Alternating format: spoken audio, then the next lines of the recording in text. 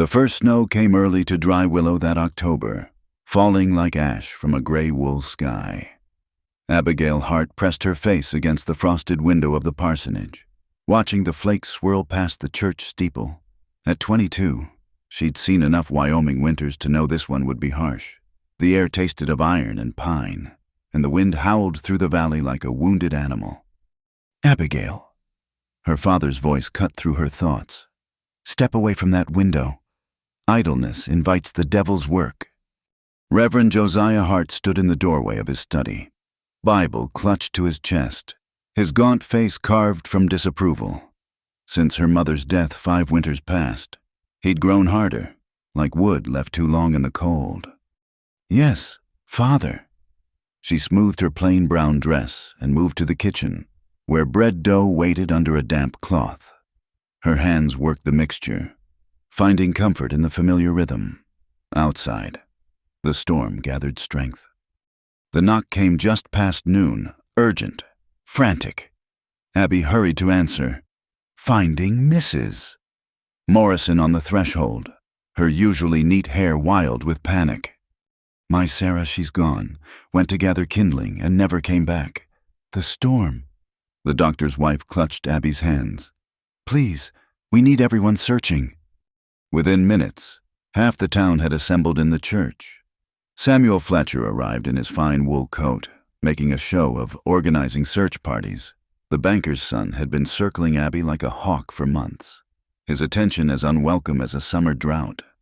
"Miss Hart will naturally remain here," Fletcher announced, his pale eyes finding hers.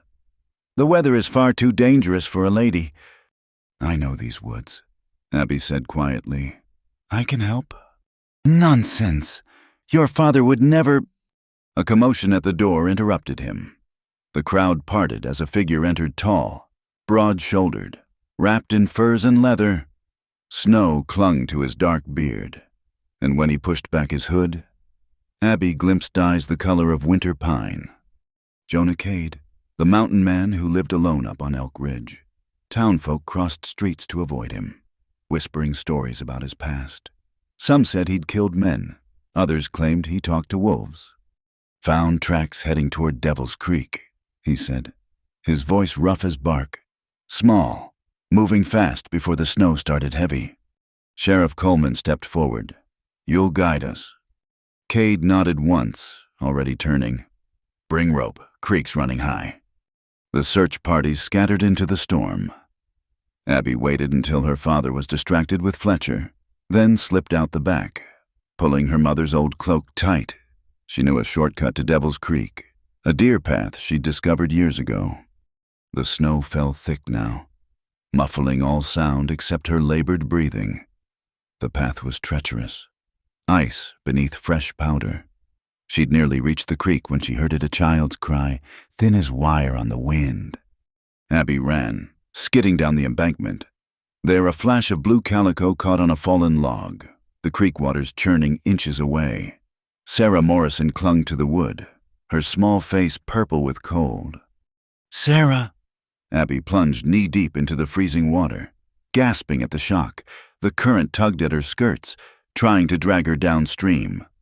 She grabbed the child, but the girl's fingers were locked rigid on the log.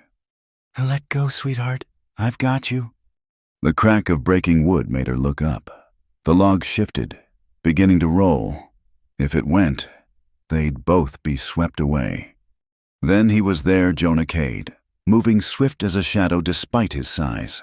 One arm swept around them both, lifting them bodily from the water as the log tumbled free. He carried them to the bank as easily as if they weighed nothing. "Get her warm," he commanded, already shrugging out of his fur-lined coat. He wrapped it around the child, then lifted Sarah into his arms. "Town's closer than waiting for the others." Abby stumbled after him, her wet skirts freezing stiff. The journey back seemed endless, but Cade never slowed, his long strides eating up the distance. By the time they reached the church, Abby's teeth chattered so hard she couldn't speak. The doors burst open to warmth and chaos. "Mrs." Morrison sobbed over her daughter while Dr. Morrison checked the girl's vitals. Someone pressed hot cider into Abby's numb hands. Through it all, she watched Jonah Cade retreat toward the door, attempting to disappear as quietly as he'd come. Their eyes met across the crowded room. For a heartbeat. Something passed between them, not gratitude, exactly, but recognition, as if they'd each glimpsed something in the other that the rest of the world missed. Then Fletcher stepped between them, blocking her view. "Miss Hart, you're soaked through. What were you thinking?" His hands reached for her shoulders. "Proprietary." She stepped back. "I was thinking of Sarah." "Your father will hear of this recklessness." "Yes, he will." Reverend Hart's voice could have frozen the coffee in their cups. "Abigail, home, now!" As she followed her father out, Abby glanced back. Jonah Cade was gone, leaving only wet boot prints on the floor. That night, while the blizzard raged against the windows, Abby lay sleepless. Her father's lecture echoed in her ears, unseemly behavior, that mountain savage. Fletcher offers an honorable match. But loudest of all was the memory of strong arms lifting her from icy water, and green eyes that held depths of old pain. Near midnight, a soft knock interrupted her thoughts, too soft for her father to hear from his room. Abby crept downstairs, expecting perhaps Mrs. Morrison with news of Sarah. Instead, Jonah Cade stood on the porch, snow swirling around him like spirits. He held out a small leather pouch. "Feverfew and willow bark," he said simply. "Heard you coughing in church last Sunday. This'll help." She stared at the offering, then at him. "You noticed my cough from across the church." Something that might have been a smile touched his weathered features. "I notice most things. Storm's getting worse. Your roof's damaged over the east wall, saw it when I passed. Come morning, you'll have snow in the parlor." "How do you—" But he was already turning away. "Wait," she called softly. He paused, but didn't look back. "Thank you, for Sarah, for this." "Weren't nothing any decent man wouldn't do." "Yet you were the only one who did." This time he did turn, studying her in the lamplight from the doorway. "You went in that water knowing you might not come out. That's brave or foolish." "Which do you think?" "Both. Maybe get inside before you catch your death." She watched him disappear into the snow, then closed the door. The pouch of herbs smelled of pine and earth, of high mountain meadows in summer. She pressed it between her palms, feeling its rough warmth. Come morning, her father found her trying to patch the roof damage herself, skirts kilted up, hammer in hand. "What in heaven's name?" "The storm will ruin your books," she said calmly, driving another nail home. "Someone needs to fix it." Before he could respond, another figure appeared through the snow. Jonah Cade carried lumber across his shoulders, a toolkit at his hip. "Thought you might need help," he said, ignoring the Reverend's spluttered protests. "Two hands make quicker work than one." For an hour, they worked side by side, Abby holding boards while Cade nailed, their movements falling into easy rhythm. Her father hovered, torn between propriety and the need to save his precious theological texts from water damage. It was Fletcher who broke the peace, arriving with 2 hired hands from his father's bank. "What's this?" His voice carried the edge of ownership. "Reverend, surely you haven't allowed this individual into your home." "He's fixing the roof," Abby said, not pausing in her work. "Work I'd have gladly arranged for you." Fletcher's smile was tight. "Step down, Miss Hart. This is no place for a lady." "Seems she's doing fine," Cade observed mildly, fitting another board into place. Fletcher's face darkened. "No one asked your opinion. Mountain man. We have standards in this town, respectability." "Respectability won't keep the snow out," Abby said. The moment stretched taut as wet leather. Then Cade straightened, his full height dwarfing Fletcher's banking house softness. "Roofs patched," he said to Abby, ignoring Fletcher entirely. "Should hold till spring." He touched his hat brim to her, a gesture of surprising courtliness, and climbed down. "Thank you," she said again, meaning it. Their fingers brushed as she handed him down his tools, and something electric passed between them, quick as lightning, warm as summer rain. He nodded once and strode away through the snow, leaving Fletcher red-faced and her father speechless. But he also left something else, a tiny carved wooden bird, no bigger than a walnut, tucked where only she would find it among the tools. That night, as fresh snow began to fall, Abby held the little carving up to her candle flame. Every detail was perfect, from the spread wings to the tilted head, as if the bird might take flight at any moment. She thought of the hands that had shaped it, the same hands that had pulled her from the flood, that had worked beside hers to shelter her father's precious books. Outside, the storm howled its fury, but inside, for the first time in years, Abigail Hart felt the stirring of something wild and free, like spring water breaking through winter ice. She didn't yet know that Fletcher had seen Cade's shadow through the parsonage window, didn't know what stories would spread, what prices would be demanded. But as she tucked the wooden bird beneath her pillow and finally drifted toward sleep, she found herself thinking not of propriety or duty or her father's expectations, but of green eyes that saw too much and hands gentle enough to carve wings from winter wood. The first snow had brought more than early winter to Dry Willow. It had brought change, riding in on the broad shoulders of a man who spoke little but noticed everything, including a young woman's cough across a crowded church. And that, as any fortune-teller worth her salt could have warned, was how the best and worst troubles always began. The wolves came 3 nights later, slinking down from the high country like gray ghosts. Abby heard them first, a low howl that raised the hair on her neck as she secured the chicken coop. The storm had passed, leaving crystalline air so cold it burned to breathe, and a full moon that turned the snow blue-silver. She just latched the coop door when she saw them, 3 shadows circling the fence line, testing for weakness. The chickens erupted in panic, their squawks piercing the night.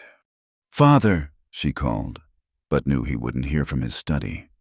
The shotgun her mother had taught her to use hung above the kitchen door. Abby had cleaned it just that morning, some instinct warning her of trouble ahead.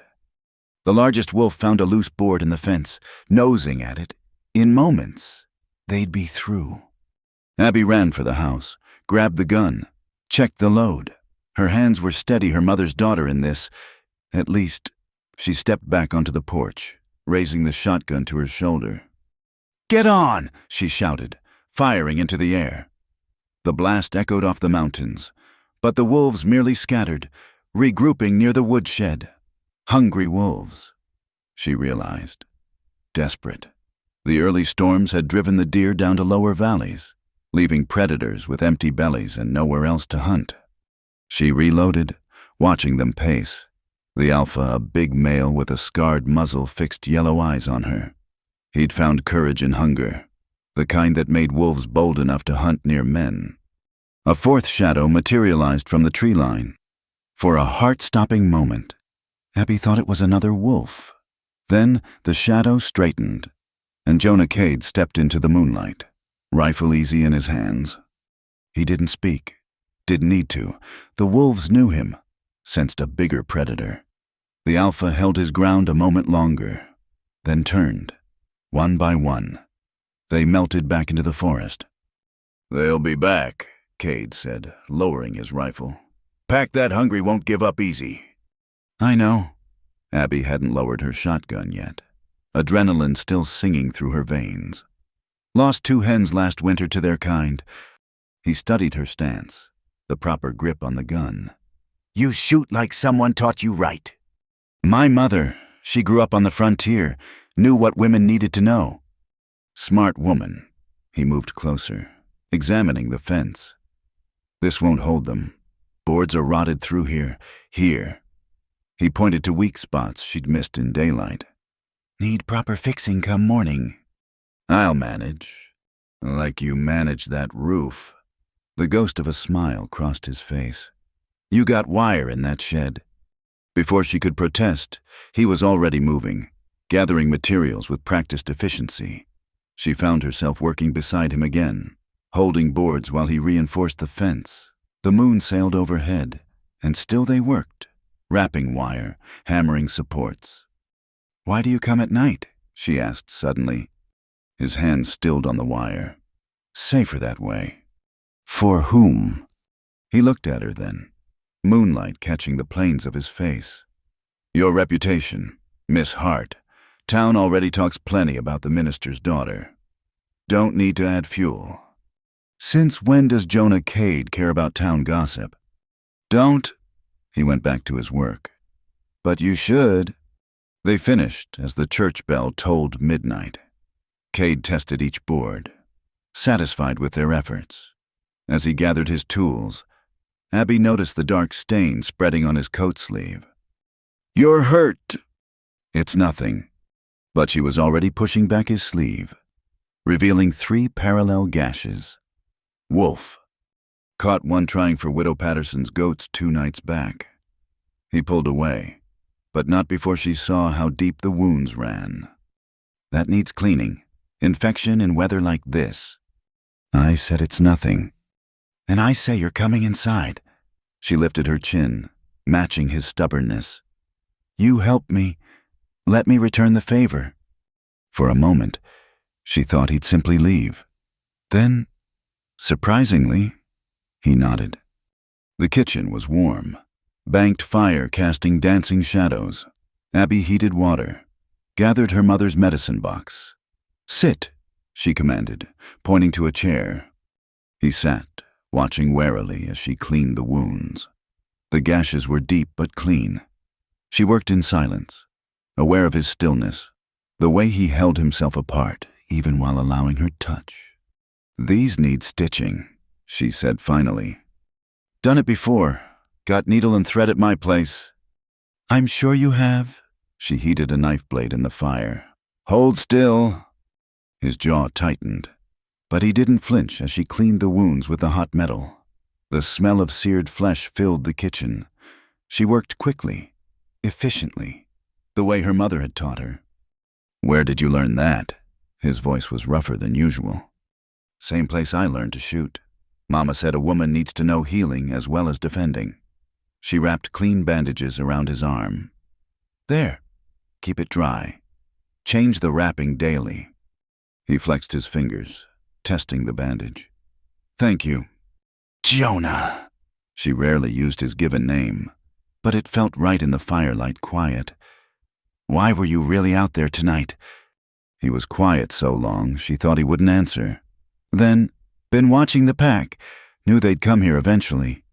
Your coop's the closest to the tree line." "You were protecting us." "Was protecting the chickens."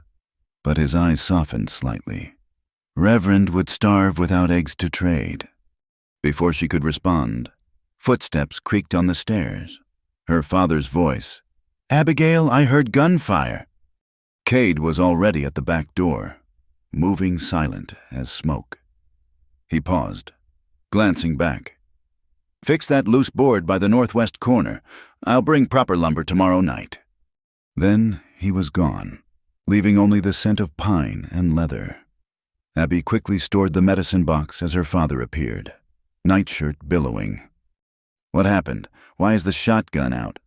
"Wolves. Father, after the chickens, I scared them off." He peered at her suspiciously. "I smell burning." "I heated water for coffee. The cold." She gestured vaguely. He grunted, seemingly satisfied. "Fletcher came by earlier. While you were at the Morrisons, he's formally asked permission to court you."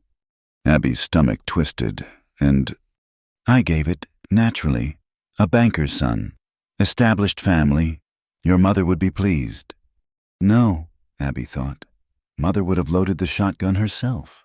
But she only nodded, bidding him good night. Sleep wouldn't come.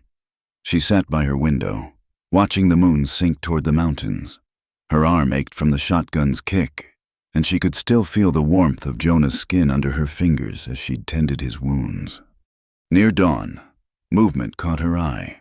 a lone figure at the fence line, checking the repairs they'd made. He moved methodically, testing each board. Satisfied, he melted back into the woods. Protecting the chickens, indeed. The next day brought Samuel Fletcher in his Sunday finest. Though it was only Thursday, he presented himself at 10 sharp. Flowers from who knew where clutched in his soft hands. Miss Hart. He bowed as if she were city gentry. I trust your father informed you of our arrangement. He mentioned it, yes. Excellent. I thought we might walk. The weather's cleared beautifully. She wanted to refuse, to plead chores or headache. But her father watched from his study door, and she knew the price of defiance. Let me get my cloak. Fletcher offered his arm as they walked, his cologne overwhelming in the clean air. He guided her purposefully toward Main Street, where the most people would see them. I heard there was some disturbance last night, he said, patting her hand on his arm. Wolves. Was it? Yes, they were after the chickens. How frightening for you. A woman alone, facing wild beasts. His grip tightened possessively. When we're married, you'll never face such dangers. I'm having a house built on the safe side of town, away from the wilderness. When, not if, Abby held her tongue, but something in her silence must have shown. Come now, don't be modest. Surely you knew this day would come. Your father and I have discussed it at length. The parsonage is no place for a young woman. Too isolated, too many unsavory elements nearby. If you mean the forest. I mean that mountain savage who's been sniffing around. His genial mask slipped, showing something harder underneath. Oh yes, I know about his midnight visits. Rather inappropriate. Wouldn't you say... Abby stopped walking. Mister, Cade helped repair storm damage. Nothing more. Is that what you call it? Fletcher smiled, but his eyes were cold as creek ice. My employees saw him leaving your house after midnight. What would people think? The truth, I hope. The truth, he laughed. My dear girl, the truth is whatever the powerful say it is, and I say a minister's daughter shouldn't associate with murdering riffraff. You have no proof he murdered anyone. Don't I? Fletcher leaned closer, breath hot on her cheek. The Turner gang used to run these parts, until someone killed 3 of them up on Elk Ridge. Shot them down like dogs. Who else lives up there? Who else has those skills? Perhaps they needed killing. The slap of her words surprised them both. Fletcher's face darkened. You defend him. I defend justice, Mr. Fletcher, as my father taught me. Your father taught you to be modest and obedient. Clearly, he failed. His grip on her arm turned painful. But husbands succeed where fathers fail. You'll learn. She wrenched free, stumbling back. Several townspeople had stopped to stare. Fletcher immediately shifted, becoming the concerned suitor. Miss Hart, are you well? The ice is so treacherous. He reached for her again, playing to their audience. I'm fine. She gathered her skirts. If you'll excuse me, I have duties at home. Of course. I'll call again tomorrow. And the next day, and the next. His smile was all teeth. I'm a patient man. Abigail, and what I want, I get. She walked home with measured steps, refusing to run. But once inside, she bolted the door and leaned against it, shaking. Not from fear, from rage. How dare he? How dare any of them, treating her like property to be transferred from father to husband? That night, she waited by the kitchen window, true to his word. Jonah appeared with lumber balanced on his shoulders. She met him at the coop. Heard Fletcher's courting officially now, he said without preamble, setting down the wood. News traveled fast in small towns. So he tells me. He's not a good man. I know. They worked in companionable silence, reinforcing the coop. When they finished, Jonah pulled something from his coat, a small knife with an antler handle. For you, he said gruffly. Case the wolves come back when I'm not around. She took it, testing the weight. The blade was sharp, perfectly balanced. Thank you. Abby, her name on his lips was soft as snowfall. Be careful. Fletcher's got influence, and he holds grudges. If he thinks you're rejecting him, what would you have me do, marry him to keep the peace? No? The word came fierce and sudden. They stared at each other in the moonlight, something unspoken hanging between them. I should go, he said finally. Jonah! But he was already walking away. At the tree line. He paused. That blade's good for more than wolves, he said without turning. Some predators walk on two legs. Then the forest swallowed him, leaving Abby alone with a knife in her hand and revolution in her heart. Change was coming to Dry Willow, whether the town was ready or not. And at the center of it all, a minister's daughter who shot like a frontier woman and a mountain man who carved beauty from winter wood, both walking the knife's edge between what the world demanded and what their hearts desired. The fire started just past midnight, 2 weeks after the wolf incident. Abby woke to the acrid smell of smoke and the sound of horses thundering past the parsonage. Through her window, she saw an orange glow painting the sky above the tree line up toward Elk Ridge, where Jonah's cabin stood. She dressed hastily, hands shaking as she laced her boots. Her father appeared in the hallway, nightcap askew. Where do you think you're going? There's a fire. Father, people might need help. That's men's work. You'll stay here. But she was already pushing past him, grabbing her cloak. The cold hit her like a fist as she ran toward the gathering crowd. Half the town had assembled near the sheriff's office, their faces ghoulish in the torchlight. Saw riders heading south. Someone was saying, 4, maybe 5 of them. Turner gang, another voice spat. Mark my words. They hit the bank and set the fire as diversion. Sheriff Coleman emerged from his office, strapping on his gun belt. I need volunteers for a posse. We ride in 5 minutes. Sheriff, Abby pushed through the crowd. The fire, is anyone still up there? Coleman's weathered face was grim. Just Cade's place burning. Far as we know, haven't seen him. Her heart clenched. Then someone should... Already sent Big Tom and his boys with buckets? Nothing more to do now but catch the thieves. He turned to address the crowd. Who's riding with me? Fletcher appeared as if from nowhere, his usually pristine appearance disheveled. I'll ride, Sheriff, and I've got men from the bank who'll join us. Good man. Coleman clapped his shoulder. We'll get your father's money back. The bank was robbed, Abby asked. Fletcher's eyes found hers, something triumphant in their depths. Cleaned out the safe, professional job, the kind of man who knows about such things. His gaze flicked meaningfully toward the burning ridge. You can't be suggesting... Can I? He stepped closer, lowering his voice. Where's your mountain man tonight? Miss Hart. Convenient he's nowhere to be found. His home is burning. Or he set it himself for cover. Fletcher raised his voice for the crowd. Sheriff, might want to check if Cade's been seen. Man with his past, his skills. Murmurs rippled through the gathering. Abby saw the calculation in Fletcher's eyes, the satisfaction. He was building a narrative, crafting a noose from words and suspicion. The posse thundered off in a cloud of dust and purpose. Abby stood frozen, watching the fire glow diminish, not dying, but controlled now. Then, decision crystallizing, she ran for the parsonage stable. Her mother's mare, Buttercup, whickered nervously as Abby saddled her with fumbling fingers.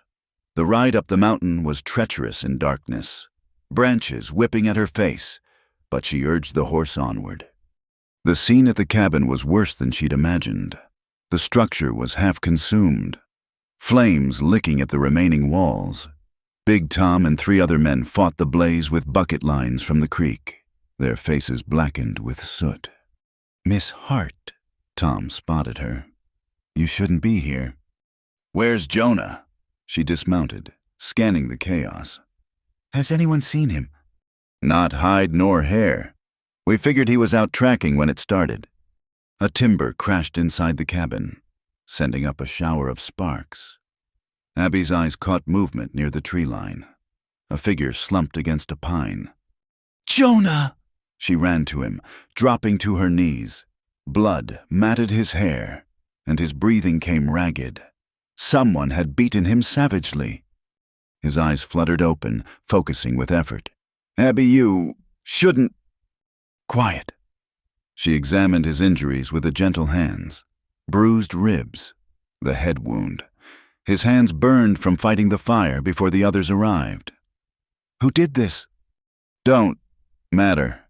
He struggled to sit up. "Turner's boys wanted me to join them. Refused." "The bank robbery." A bitter smile. "Frame the hermit. Fletcher's idea. I'd bet paid them information." "Tom," Abby called. "I need help here." But when she turned back, more riders were approaching. Fletcher led them, his banking men flanking him like soldiers. The triumph on his face curdled to rage when he saw Jonah. "There he is, sheriff's not here, but we've got our thief." "He's injured," Abby said, standing to shield Jonah. "And he's no thief." "Stand aside, woman." Fletcher dismounted, hand on his pistol. "Justice needs doing." "This isn't justice." She didn't move. "Where's the evidence? Where's the trial?" "Trial?" One of Fletcher's men laughed. "For murdering scum like him." "You want evidence."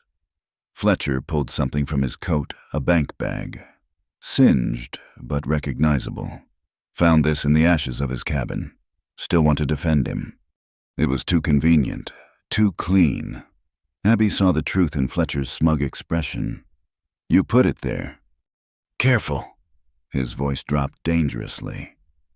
"Accusations like that could make you an accomplice." The crowd shifted restlessly. Some of Big Tom's firefighters looked uncomfortable, but others muttered agreement with Fletcher. The mood was turning ugly. Mob justice crackling in the air like lightning before a storm. "String him up," someone called. "Save the town the cost of a trial." "Got rope right here," another added. Abby's hand found the knife at her belt. Jonah's gift, but what could one blade do against a mob? Fletcher smiled. Sensing victory. "You hear that, Miss Hart? The people have spoken. Stand aside, or we'll move you aside." "No."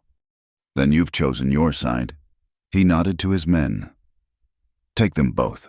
She's clearly been corrupted by this savage. Her father will understand the necessity." They surged forward. Abby pulled the knife, slashing at the first man who reached for her. He cursed, jerking back with a bloodied arm. But there were too many, and Jonah was in no condition to fight. A rope sailed over a sturdy branch. The noose took shape with practiced efficiency. They dragged Jonah to his feet, his face gray with pain and loss of blood. "Any last words, mountain man?" Fletcher asked. Jonah's eyes found Abby's. In them, she saw not fear but sorrow for her, for what she was about to witness. "Take care of yourself, Wildflower," he said softly. "No," Abby fought against the hands holding her. "You can't do this, Sheriff Coleman." "Ain't here." Fletcher cut her off. "And by the time he returns, justice will be done." He personally tightened the noose around Jonah's neck. "Should have accepted my offer when you had the chance. Cade. Could have been rich instead of dead." "What offer?"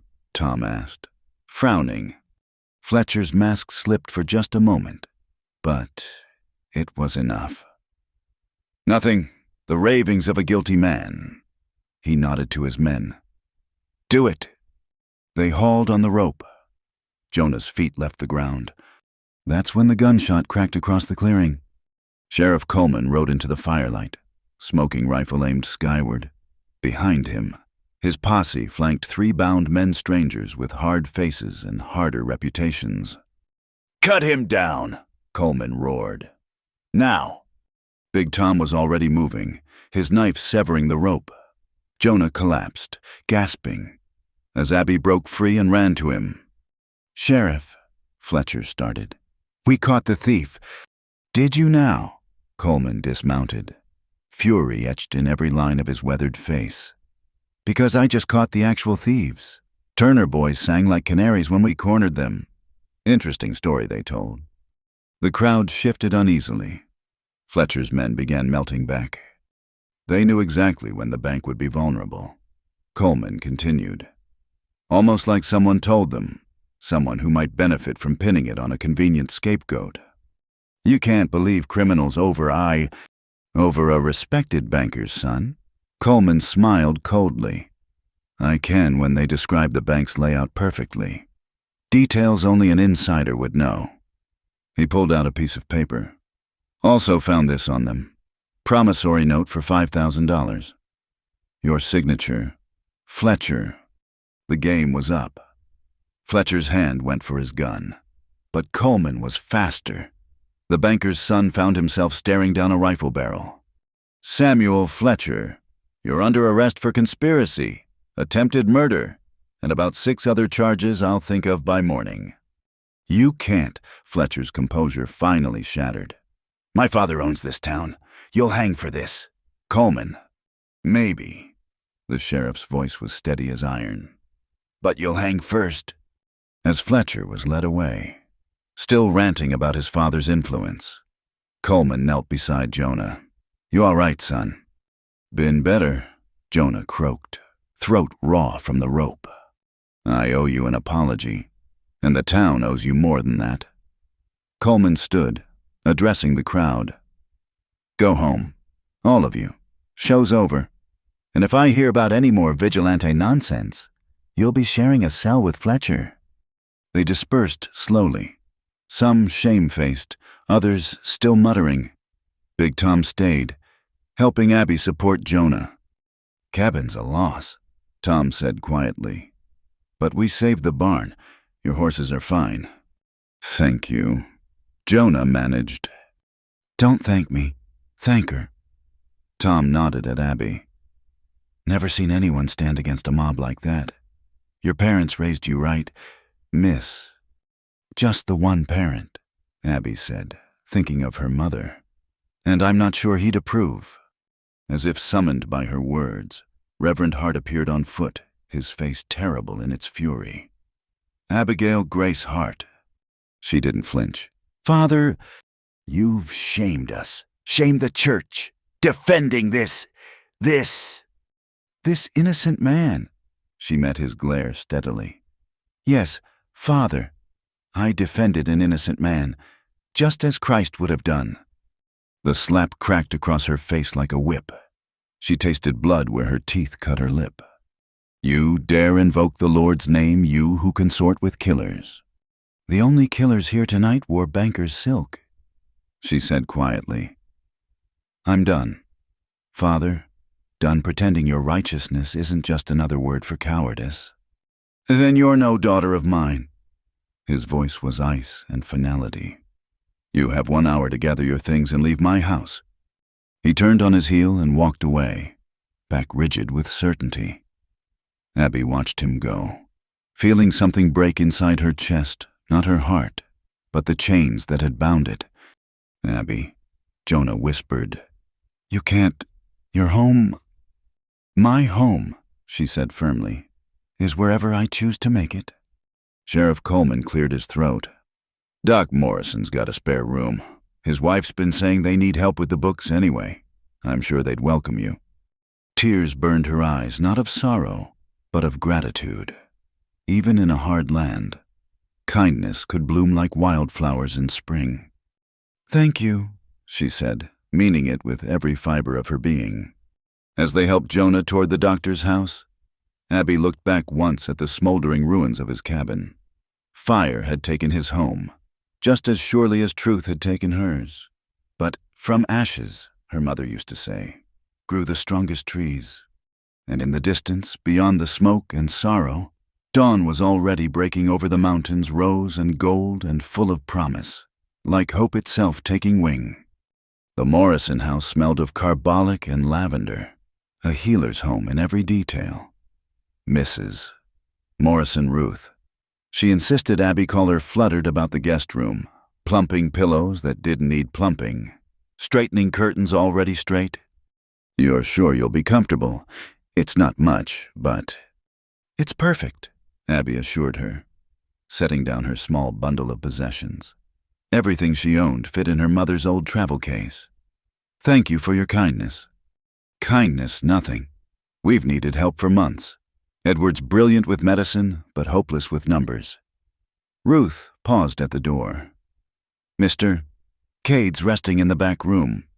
Edward says he'll heal clean, thanks to your quick thinking. Alone. Abby sat on the narrow bed and finally let herself shake. The last hours felt like a dream. The fire, the mob, her father's hand across her face. She touched her swollen lip, tasting copper and freedom in equal measure. A soft knock interrupted her thoughts. Come in. Jonah stood in the doorway, steadying himself against the frame. Bandages wrapped his ribs, and the rope had left angry marks on his throat. But he was alive, beautifully, impossibly alive. You should be resting, she said. Couldn't. His voice was still rough, barely above a whisper.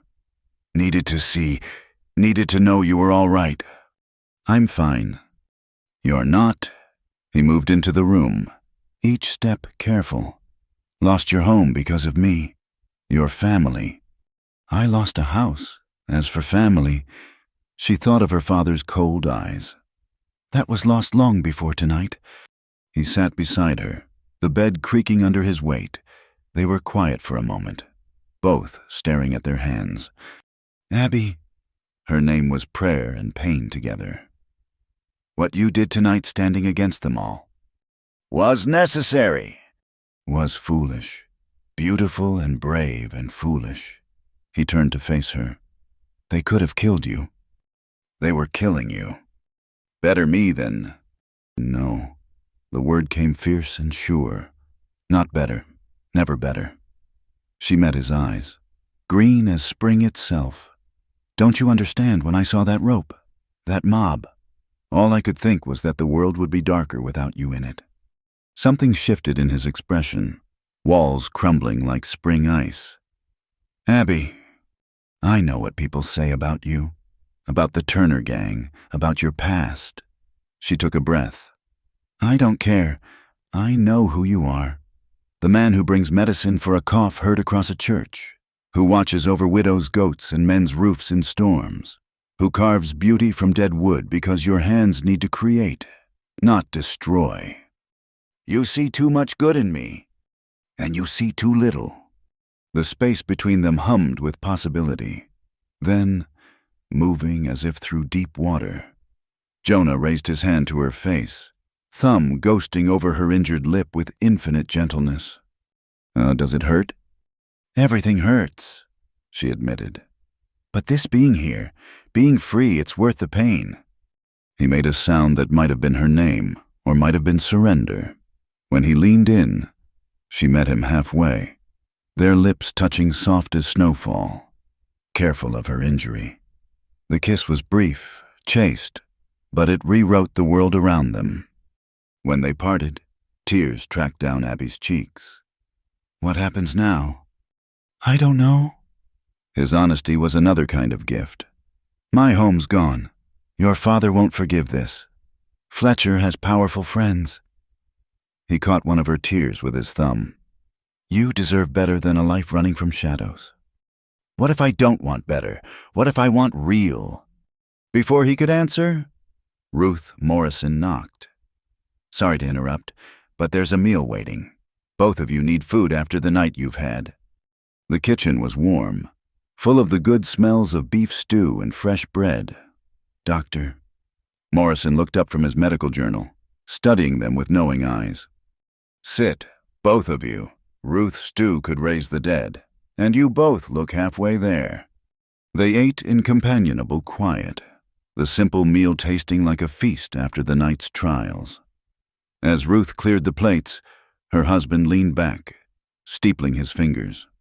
I've been thinking. he began. "Jonah, you'll need somewhere to stay while you heal. We've got the barn loft, it's warm and dry. You'd be doing us a favor. Really, been meaning to have someone look at the roof beams. And I could use help with the heavy work," Ruth added. "My back's not what it was." Jonah looked between them, throat working. That's kind, but..." "It's settled then." Morrison's tone brooked no argument. "As for the future, well, Sheriff Coleman stopped by while you were resting. Seems the territorial judge is very interested in Fletcher's case. Very interested in making an example." He paused meaningfully. "Also seems there's a reward for the Turner boys. Substantial one. Coleman figures it's rightfully yours. Jonah, since they burned you out trying to frame you." "I didn't catch them." "No, but your refusal to join them led to their capture. Coleman's a fair man. He'll see you get what's owed." Abby saw the war in Jonah's face, pride against practicality, solitude against possibility. She reached under the table, found his hand, squeezed once. "Thank you," he said finally. "I'll earn my keep." "Never doubted it." Morrison smiled. "Now, there's one more matter. Miss Hart, Ruth tells me you've got a fine hand with numbers. Our accounts are a disaster. I can offer room board and a small wage if you'd consider bringing order to chaos." Yes, of course." "Excellent. You can start tomorrow, or rather, later today." He glanced at the window where dawn painted the sky pearl gray. "But first, rest, both of you. Doctor's orders." As they dispersed to their respective rooms, Jonah caught Abby's hand in the hallway. "This isn't over," he said quietly. "Fletcher's father, your father, they won't let this stand." "I know. When trouble comes." "We'll face it together." She squeezed his fingers. "That's what people do when they choose each other." He lifted her hand to his lips, pressing a kiss to her palm. "Sleep well, Wildflower." The loft room was simple but clean, with a narrow bed and a window facing the mountains. Abby lay wakeful, watching the stars fade into dawn. Everything had changed in a single night: her home, her future, her understanding of herself. A scraping sound made her look to the window. There on the sill sat a small wooden bird, wings spread in flight. She hadn't seen Jonah place it there, but she knew those careful carved feathers, that tilted head suggesting song. She picked it up, cradling it against her chest. Somewhere in the barn below, the man who'd carved it was learning to accept help, just as she was learning to fly. The next days passed in a blur of adjustment. Abby threw herself into the Morrison accounts, finding satisfaction in bringing order to chaos. The work was familiar yet different instead of tracking tithes and church expenses. She recorded medicines dispensed, fees collected and waived, the careful economics of healing. Jonah recovered with remarkable speed, throwing himself into repair work with silent intensity. She'd catch glimpses of him throughout the day mending the barn roof, chopping winter wood, gentle hands checking the doctor's horses. In the evenings, he'd whittle by the fire while she worked on the ledgers, comfortable silence wrapping around them like a quilt. But the peace couldn't last. The confrontation came on a market day, 2 weeks after the fire. Abby was selecting vegetables from Mrs. Chen's stall when a shadow fell across the produce. Well, the fallen woman herself. She turned to find 3 of Fletcher's banking associates, their faces hard with righteous anger. "Gentlemen," she said evenly, "if you'll excuse me." "We don't excuse anything." The tallest Garrett, she thought, stepped closer. "You cost this town a fortune. Fletcher's father pulled all his backing. The mine expansion's dead. Men will lose work because of you. Because of me, or because Samuel Fletcher tried to frame an innocent man for robbery." "Innocent." Garrett spat the word. "Cade's a killer. Everyone knows it." "Everyone knows gossip. Few bother with truth." "Truth," another man laughed bitterly. The truth is, you've chosen a savage over civilization. Your father's right to disown you." The words stung, but before she could respond, a familiar presence materialized beside her. Jonah stood relaxed but ready, hand resting casual on the knife at his belt. "A problem here." Garrett paled slightly but held his ground. "No problem. Just explaining consequences to Miss Hart." "Seems like she understands fine." Jonah's voice was soft, dangerous. "Anything else need explaining?" They backed away, muttering threats about papers from the territorial capital, about influence and consequences, but they left. "You didn't need to," Abby began. "Yes, I did." He touched her elbow, guiding her away from curious stares. "This is what I meant. My presence brings you trouble."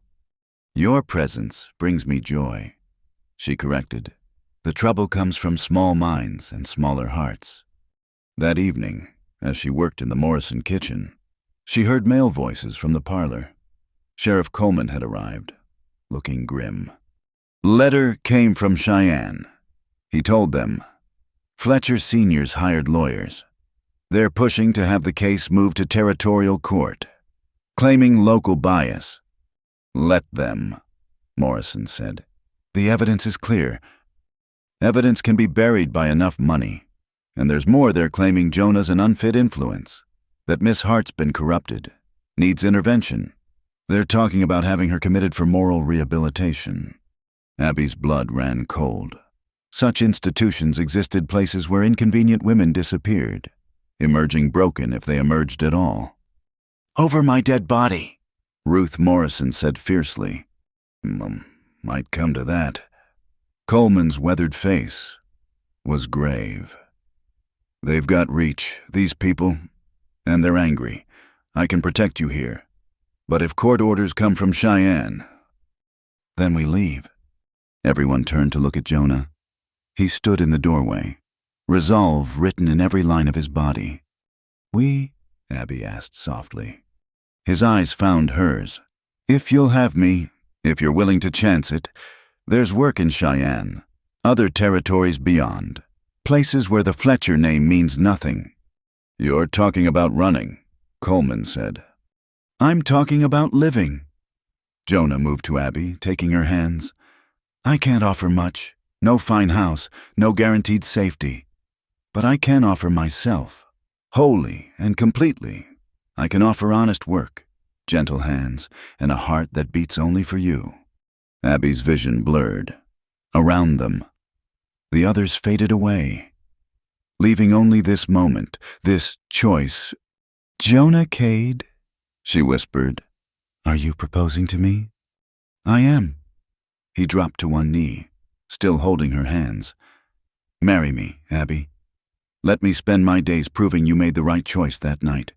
Let me build you a life worth having." "Yes." The word came without hesitation, pure as spring water.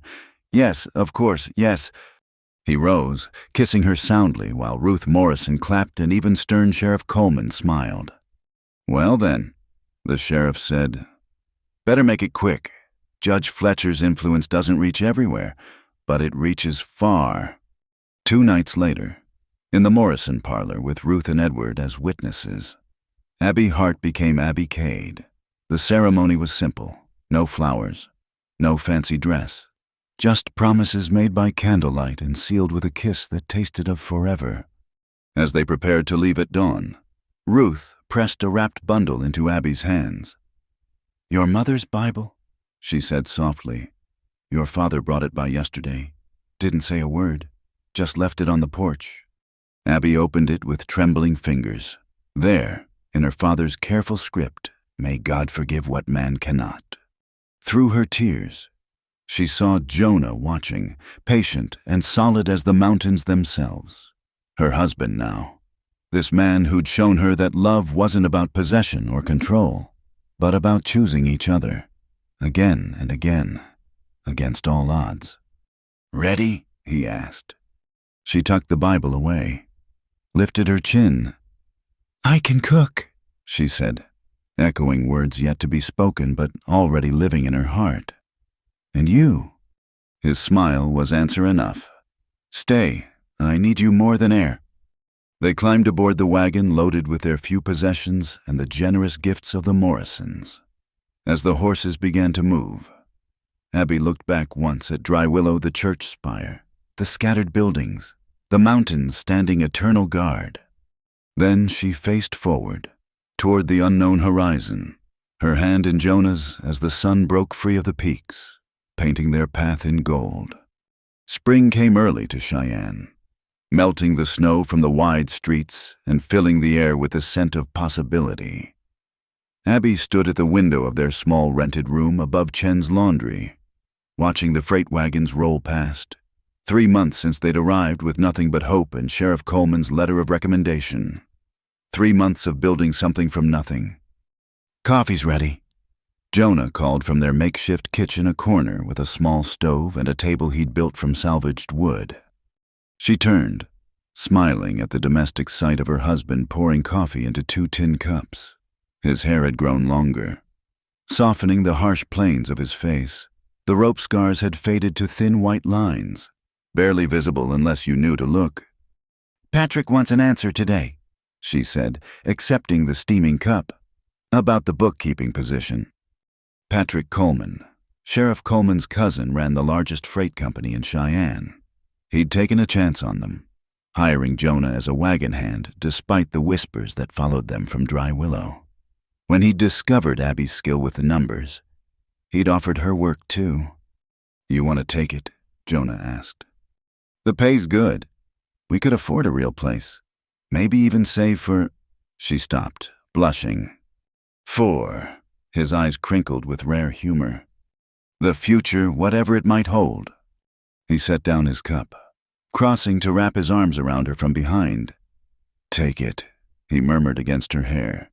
"You've got a gift. Wrong to waste it." A knock interrupted them. Jonah tensed. Old habits died hard but relaxed when a familiar voice called out, "It's Big Tom Anderson, from Dry Willow." They exchanged glances. Jonah opened the door to reveal the giant firefighter, hat in hands, looking oddly nervous. "Tom," Abby said warmly, "what brings you to Cheyenne?" "Work, mostly. Mines are hiring, and with Fletcher's money gone." He shrugged. "Thought I'd try my luck, but I heard you folks were here, wanted to pay respects." "Come in," Jonah said, stepping aside. "Coffee's hot." As Tom folded his bulk onto their single spare chair, he pulled out an envelope. "Almost forgot. Mrs. Morrison asked me to give you this." The letter was full of town gossip, who'd married, who'd died, who'd moved on, but the last paragraph made Abby's hands tremble. Samuel Fletcher was convicted of conspiracy and attempted murder, sentenced to 5 years hard labor.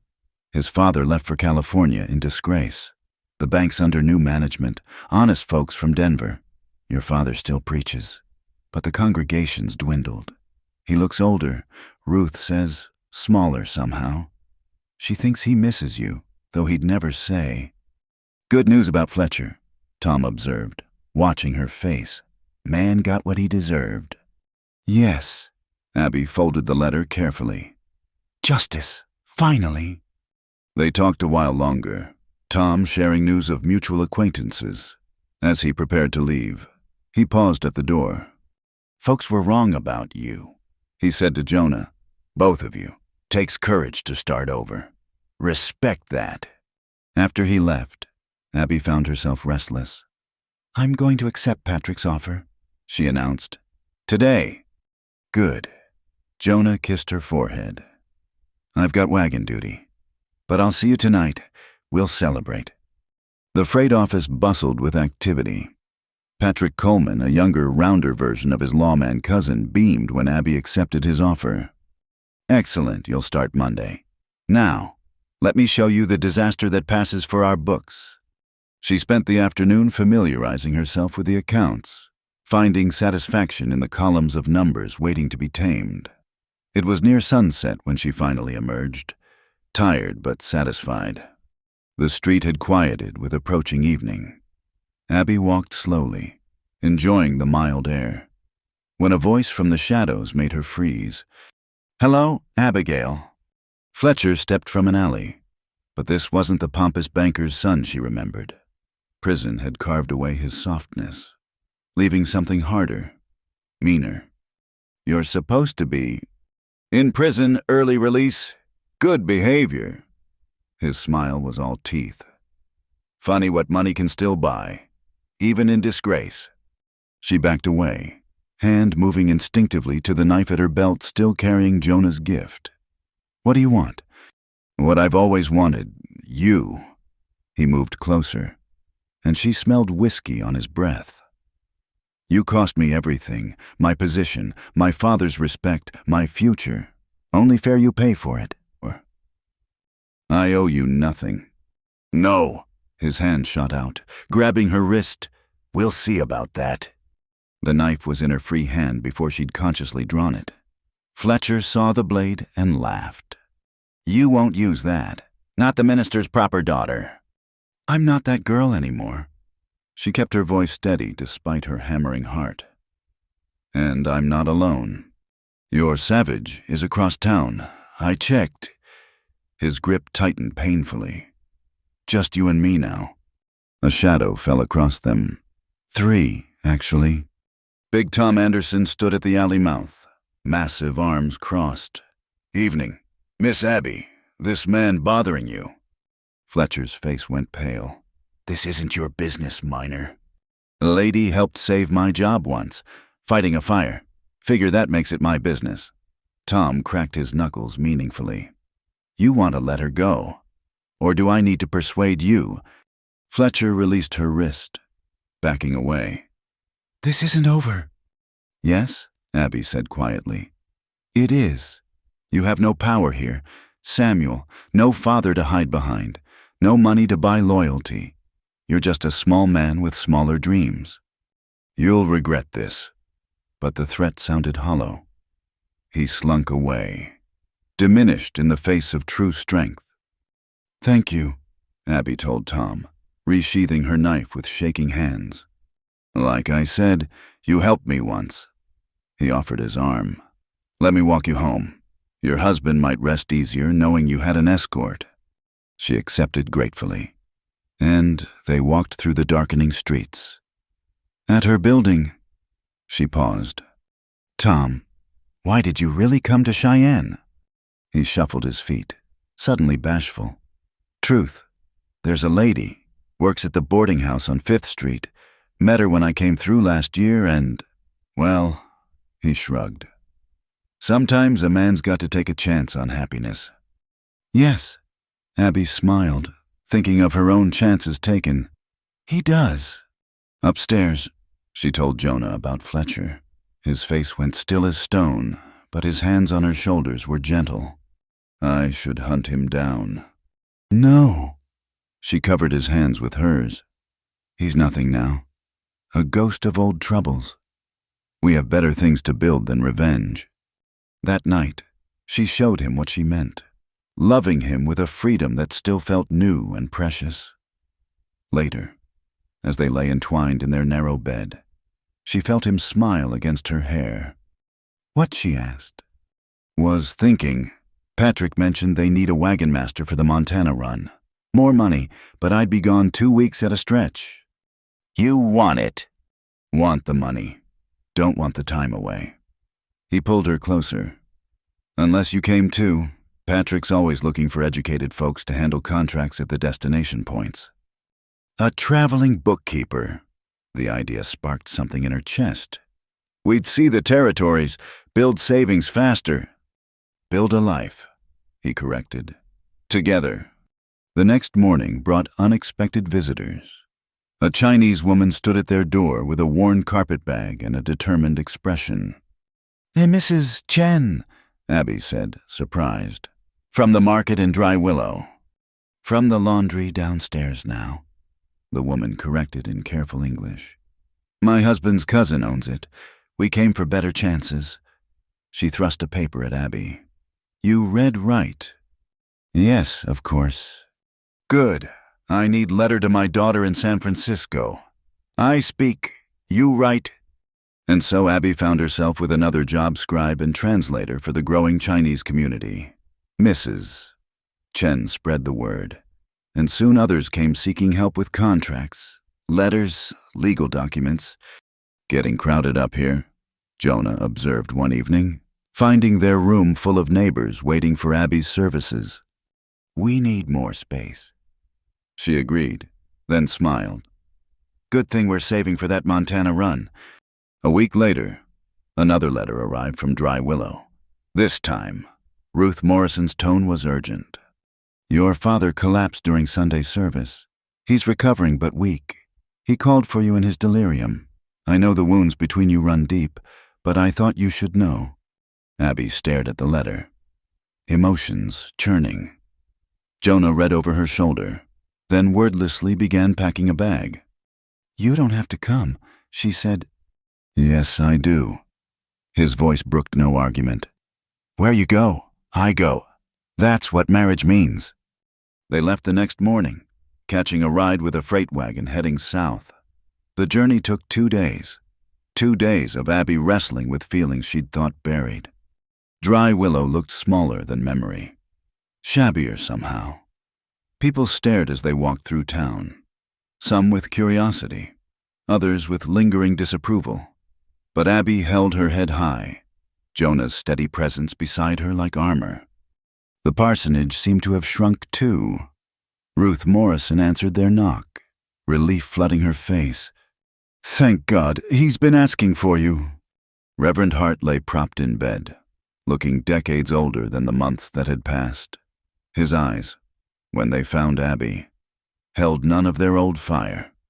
Daughter! The word came out cracked, uncertain. Father?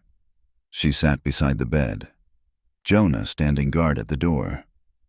How are you feeling? Like a fool. He closed his eyes. Pride. It's always been my weakness. Your mother tried to tell me. Rest now. We can talk when you're stronger. No. His hand found hers, paper dry but insistent.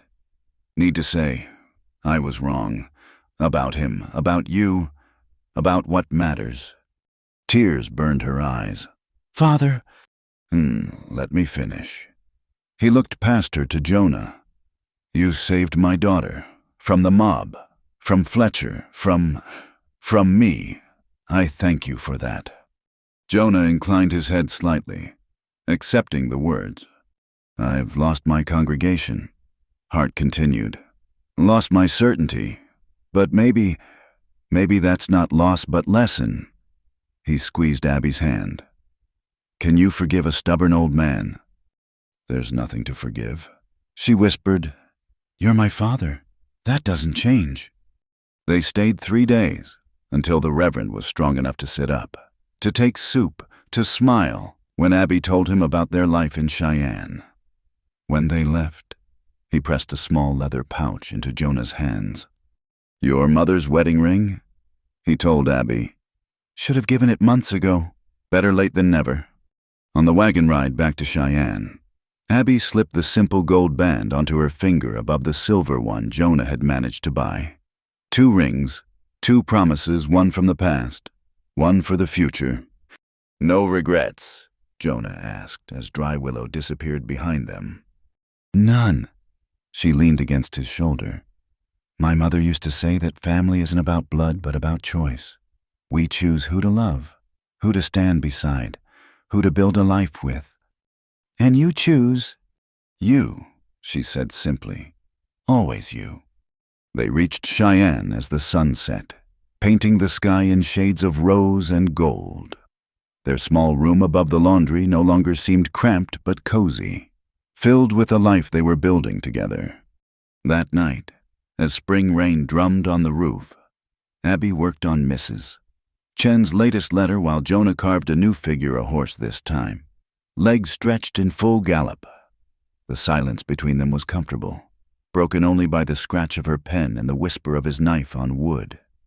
Patrick confirmed the Montana run. He said eventually, We leave in 2 weeks, both of us, if you're willing. I'm willing. She set down her pen, watching him work. For Montana, for whatever comes after, all of it. He looked up, and in his green eyes she saw their future stretching out like the territories themselves, vast and unknown, but full of promise. They'd built something from ashes and determination, these two unlikely souls who'd found each other in a snowstorm. And this was just the beginning. The summons arrived on a Tuesday morning in late May, delivered by a territorial marshal with tired eyes and dusty boots. Abby was reconciling accounts in Patrick's office while Jonah loaded wagons in the yard. She knew something was wrong the moment the marshal asked for her by her maiden name. Abigail Hart.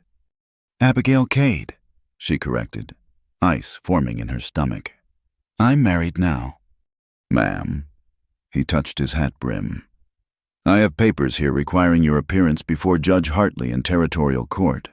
Matter concerning your moral fitness and legal status. Her hand stilled on the ledger. On whose complaint? The Dry Willow Church Council, supported by the Fletcher family interests. He looked uncomfortable. They're claiming undue influence, corruption of a minister's daughter, demanding you be remanded for rehabilitation. The word hung between them like a curse. Abby had heard of such places, institutions where inconvenient women disappeared, emerging broken, if at all. When? Hearings set for next week. Your permitted legal counsel, if you can afford it. After he left, Abby sat frozen until Patrick found her an hour later, still staring at the summons. Abby, what's happened? She showed him the papers, his round face flushed red as he read. The nerve of those, he caught himself. Right. We need Martin Price, best lawyer in the territory. Also the most expensive. But don't you worry about that. Patrick, we can't. You saved my cousin's recommendation from being worthless when you stood up for your husband. Far as I'm concerned, that makes this my fight too. He was already reaching for his coat. You tell Jonah, I'll fetch Martin. She found Jonah reinforcing wagon wheels, his shirt soaked with honest sweat. One look at her face and he was beside her. What's wrong? She showed him the papers, watched his expression go carefully blank, the mask he wore when controlling deep anger. They won't take you. His voice was soft, dangerous. I'll see them all in hell first. No. She gripped his hands, feeling the calluses earned through hard work. No violence. We fight this legally, properly. Show them we're not what they claim. Martin Price arrived within the hour, a thin man with sharp eyes and a sharper mind. He read the summons, asked pointed questions, made notes in precise handwriting. It's harassment, pure and simple, he concluded. But they've found a sympathetic judge. Hartley's old-fashioned, believes in traditional values. We'll need community support, character witnesses, proof of your contributions here. We have 2 weeks' wages saved. Jonah said, Is it enough? Martin waved dismissively. Patrick's covering my fee. What I need from you is the truth, every detail of what happened in Dry Willow, every person who might speak for you. He fixed them with keen eyes. This won't be easy. They'll drag your names through mud, air every mistake, every moment of impropriety. Are you prepared for that? Abby thought of the institution walls waiting for her if they lost. We're prepared. The next days blurred together. Martin worked tirelessly, gathering affidavits from Mrs. Chen, Big Tom, the Morrisons, even Sheriff Coleman, who rode 2 days to deliver his statement personally. Load of nonsense. Coleman growled, handing over his testimony. Man saves your life. You don't thank him by calling him savage. The Chinese community rallied remarkably. Mrs. Chen organized the neighbors, collecting testimony about Abby's translation work, her fair dealings, her kindness to newcomers struggling with the language. You help us understand America, one elderly man said through Mrs. Chen's translation. Now we help America understand you. 3 days before the hearing, an unexpected ally appeared. Reverend Hart arrived on the evening stage, leaning heavily on a walking stick but with fire in his eyes. "Father?" Abby stared, scarcely believing. "What are you doing here?" "What I should have done months ago." He looked older but somehow stronger, as if illness had burned away everything non-essential. "I've come to speak the truth." "Sir," Jonah said carefully, "you're still recovering." "I'm recovering my conscience, young man." Hart met his eyes squarely. "I failed my daughter once. I won't fail her again." The morning of the hearing dawned clear and cold. The courthouse was packed, word having spread through Cheyenne's tight-knit community. Abby wore her best dress simple but clean, and her mother's wedding ring caught the light as she swore to tell the truth. The prosecution went first. A lawyer from Denver, clearly expensive, painted a picture of innocence corrupted. He called witnesses from Dry Willow Fletcher's former associates, church members who spoke of scandal and shame. "She defended a killer," one testified, "chose him over her own father, over God himself. She lived unmarried with a man of violent reputation," another added. "Set a terrible example for our young women."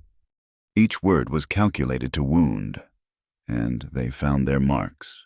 But Abby kept her head high, Jonah's steady presence beside her like a shield. Then Martin Price rose for the defense. He started with Sheriff Coleman, who testified about the Turner gang, the frame-up, Fletcher's crimes. His weathered authority carried weight, even with Judge Hartley. Dr. Morrison spoke next, detailing Jonah's injuries, Abby's quick thinking, their exemplary behavior as guests in his home. "I've seen all manner of folk in my practice. These two are among the finest."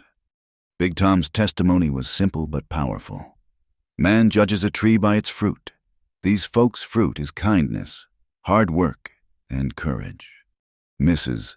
Chen needed a translator, but her passion needed no translation. She gestured emphatically as she spoke of Abby helping her community navigate American bureaucracy, never asking more than fair payment, often accepting food or services in trade. "She see us as people," the translator conveyed. "Not strange, not less, just people needing help." Patrick Coleman testified about their work ethic, their honesty, their plans for the future. "I'd trust them with my life," he concluded. "In fact, given the freight business, I regularly do." Then Reverend Hart took the stand. The courthouse fell silent as he was sworn in. He looked frail but determined, meeting his daughter's eyes across the room. "Reverend," Martin began gently, "you're here voluntarily." "I am." "Will you tell the court about your daughter's character?" Hart drew a deep breath. "My daughter's character is what it has always been, Sterling. It was my vision that was flawed, not her virtue." Gasps rippled through the crowd. The prosecutor jumped up. "Reverend Hart, surely you don't condone—" "I condone courage," Hart interrupted, steel in his voice. "I condone compassion. I condone a woman standing against a mob to save an innocent man, even at cost to herself." "But she defied you, left your household." "Because I gave her no choice." Hart's voice cracked. "I was so concerned with appearance, with reputation, that I forgot Christ's own words, 'By their fruits ye shall know them.' My daughter's fruits are love, justice, mercy. I was the one who bore only thorns of pride." He looked directly at Judge Hartley. "Your Honor, I've spent my life studying Scripture, but my daughter taught me its meaning. Faith isn't about rigid rules or maintaining appearances. It's about choosing love over fear, justice over comfort, truth over convenience." "And the man she married," the prosecutor pressed, "this violent mountain man." Hart's gaze found Jonah. "Is the man who saved her life, who protected our town when others schemed and plotted, who shows more Christian virtue in his actions than many who warm church pews." He straightened despite obvious pain. "I'm proud to call him son." The prosecutor tried more questions, but Hart had said his piece. As he stepped down, he paused by Abby, touching her hand briefly, a lifetime of apology in the gesture. "Finally, Martin called Abby herself. She told her story, simply the storm, the rescue, the wolves, the fire. She spoke of Fletcher's schemes, the mob's violence, her father's rejection, but mostly she spoke of building a new life, of honest work and community bonds, of choosing love despite the cost. Mrs. Cade, the prosecutor said during cross-examination. You admit you lived with this man before marriage? In the same house, with Dr. and Mrs. Morrison as chaperones, never alone until we wed. You defied your father. I chose my conscience over his commands. As he himself has testified, he believes I chose correctly. You stood against lawful citizens attempting to enact justice. I stood against a lynch mob trying to murder an innocent man. There's a difference between law and mob rule. Sir, perhaps you've forgotten it in your comfortable city offices. Martin hid a smile at her directness. Judge Hartley looked less amused. The closing arguments were passionate on both sides. The prosecutor painted a picture of moral decay, of standards abandoned. Martin countered with one of courage, growth, and true virtue versus hollow propriety. Judge Hartley retired to chambers. The wait stretched endlessly. Abby found Jonah's hand, their fingers intertwining. Whatever came, they'd face it together.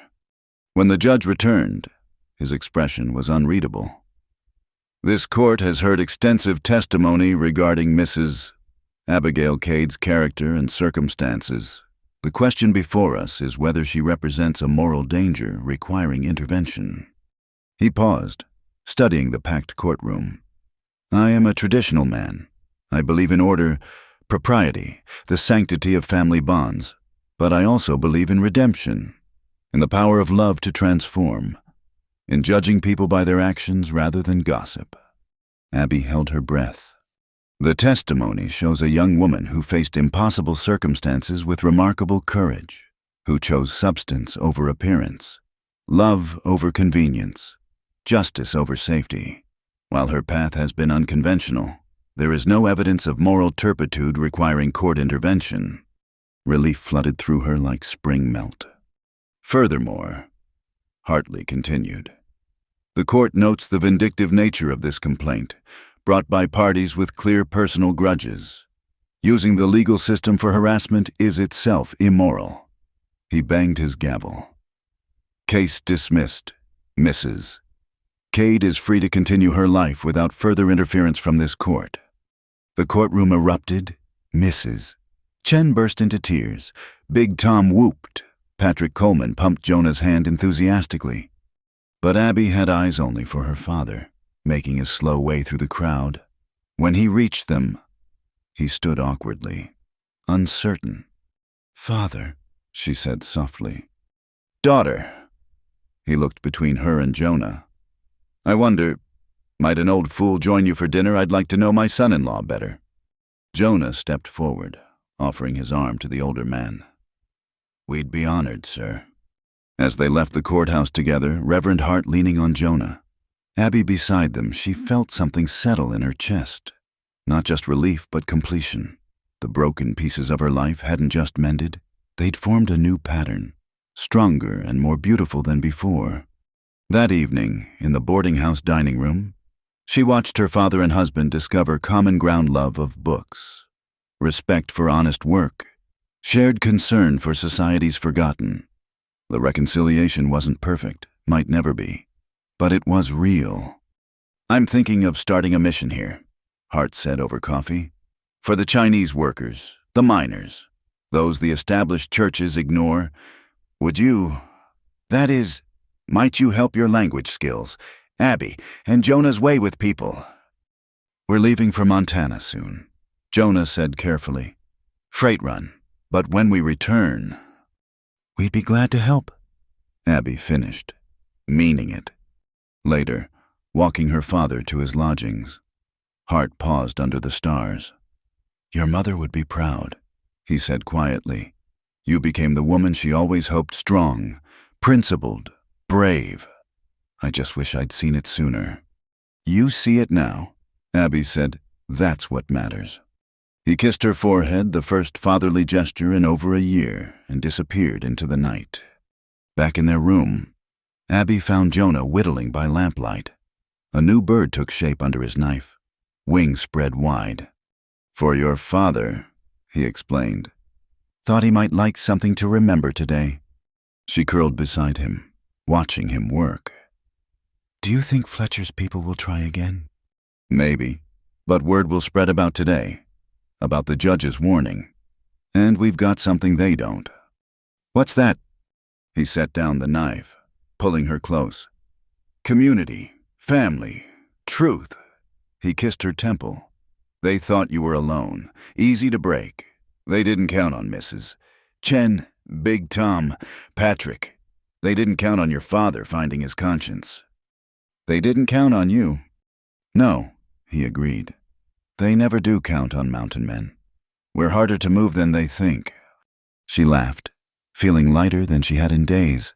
Tomorrow would bring its own challenges, the Montana run, building their savings, creating the life they dreamed of. But tonight, they were safe, together, vindicated. As if reading her thoughts, Jonah spoke into the darkness. "No more looking back. From here on, we build forward." "Forward," she agreed, and sealed it with a kiss that tasted of promises kept and yet to be made. Outside their window, Cheyenne slept under a blanket of stars, and somewhere in the night, a father prayed for the daughter he'd nearly lost and the son he'd unexpectedly gained. The wheels of justice had turned. Slow but sure, and in their wake, a family had been reforged from the ashes of pride and prejudice. It was, Abby thought as sleep finally claimed her, a very good new beginning. The first pains came at dawn, sharp and unexpected, pulling Abby from restless sleep. December snow fell soft against their cabin windows. They'd built the small home on the edge of Cheyenne after returning from their successful Montana runs, finally having saved enough for a place of their own. "Jonah!" she gasped, clutching his arm. He was instantly awake, a lifetime of vigilance serving him well. "The baby." She nodded, breathing through another wave of pain. I think it's time." He was already moving, stoking the fire, heating water, his movements calm despite the concern in his eyes. They'd been preparing for weeks, but somehow it still felt too soon. "I'll fetch Mrs. Morrison," he said, pulling on his boots. Ruth Morrison had moved to Cheyenne 6 months prior when her husband took a position at the new hospital. And the midwife. "Don't leave me." The words slipped out before she could stop them, fear and pain making her vulnerable. He knelt beside the bed, taking her hands. "Never, but you need help I can't give. I'll be quick as lightning, back before you know it." Another contraction stole her breath. Through it, she heard him whisper, "Be strong, Wildflower. You're the bravest soul I know." Then he was gone, and she was alone with the storm outside and the storm within. Time became elastic, measured in waves of pain and brief respites. True to his word, Jonah returned quickly with Ruth Morrison and Hannah Blackwood, the most skilled midwife in 3 territories. "Well now," Hannah said, examining Abby with practiced hands. "Baby's eager to meet the world. You're doing fine, dear.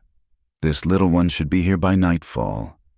But nightfall came and went, and still Abby labored. The pains grew stronger, closer, stealing breath and thought. Through it all, Jonah stayed beside her, letting her crush his hands during contractions, whispering encouragement when she wanted to give up. "Can't," she gasped after a particularly brutal wave. "Too hard." "You can." His voice was steady as mountain stone. "Woman who faced down a lynch mob, who stood before a judge and spoke truth. This is just another mountain to climb." Ruth wiped Abby's forehead with cool cloths, while Hannah checked her progress. "Almost there," the midwife announced. Few more pushes should do it. The next hour blurred into primal effort. Then, between one heartbeat and the next, a new cry pierced the cabin thin, indignant, perfect. "A daughter," Hannah announced, cleaning the baby with practiced efficiency, healthy and loud as her mama when she needs to be. Abby sobbed as they placed the infant on her chest. Tiny fingers, perfect toes, a shock of dark hair like Jonah's. The baby's cries quieted at her mother's touch, newborn eyes trying to focus. "She's perfect," Jonah breathed, one finger stroking the baby's cheek with impossible gentleness. Tears tracked down his weathered face. "Just perfect. What will you call her?" Ruth asked, smiling at the new family. Abby looked at Jonah, saw her own thoughts reflected in his eyes. "Margaret Hope," she said, "for my mother, and for what she represents." "Margaret Hope Cade." Jonah tested the name. "Strong name for what I suspect will be a strong girl." As if in agreement, Margaret yawned hugely and settled into sleep, safe between her parents. The next days passed in a haze of adjustment. Margaret proved to have her father's calm temperament most times, but her mother's fierce determination when hungry or uncomfortable. Visitors came with food and gifts, Mrs. Chen with soft blankets, Big Tom with a rocking chair he'd made himself, Patrick with a silver rattle from Denver. "I never thought I'd see Jonah Cade as a father," Patrick joked, watching Jonah walk the floor with Margaret during a fussy spell. "Look at you now, gentle as a lamb." "Lambs can be fierce when protecting their own," Jonah replied mildly, but his eyes held warning. Already, he'd become utterly devoted to his daughter. Reverend Hart arrived a week after the birth. Having received Abby's letter, he stood in the doorway uncertainly until Abby beckoned him in. "Father, meet your granddaughter." His hands shook as he took the baby, wonder transforming his austere features. "She has your mother's nose," he said softly, "and your stubborn chin." "Jonah says she has your scholarly forehead," Abby offered, building bridges word by word. Hart looked at his son-in-law with something approaching warmth. "Then she's doomed to a life of books and deep thoughts. Poor child." It was the first joke she'd heard him make in years. Jonah smiled, the tension between the men easing another degree. As Margaret grew, so did their life in Cheyenne. The freight business expanded, with Jonah promoted to lead wagon master. Abby's bookkeeping services were in constant demand, and she often worked with Margaret sleeping in a cradle beside her desk. Their cabin became a gathering place, Sunday dinners with mixed company that would have scandalized Dry Willow. Chinese railroad workers beside Irish miners, former slaves heading west beside European immigrants, all united by shared struggle and Abby's gift for making everyone feel welcome. It was during one such dinner that trouble returned, wearing an expensive suit and a false smile. "My, what a cozy scene."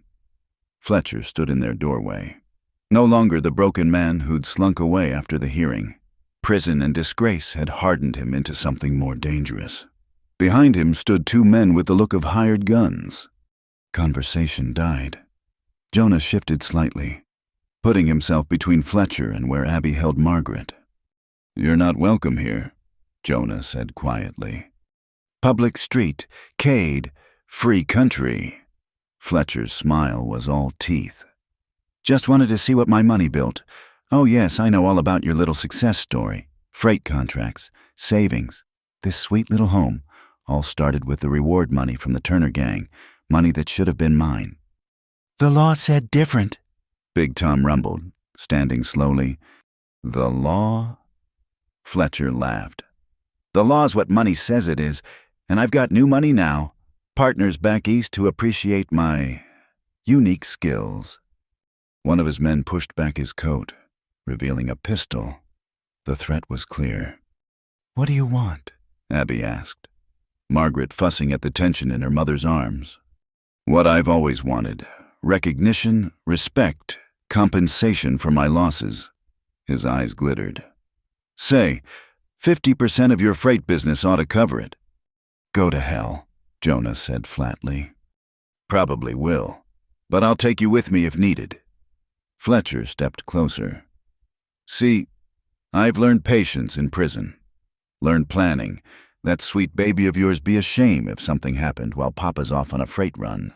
Accidents happen all the time out here." The room exploded into motion. Jonah lunged for Fletcher, but the hired guns were ready. One struck him with a pistol butt, sending him to his knees. The other aimed at the crowd, keeping them back. "No." Abby passed Margaret to misses.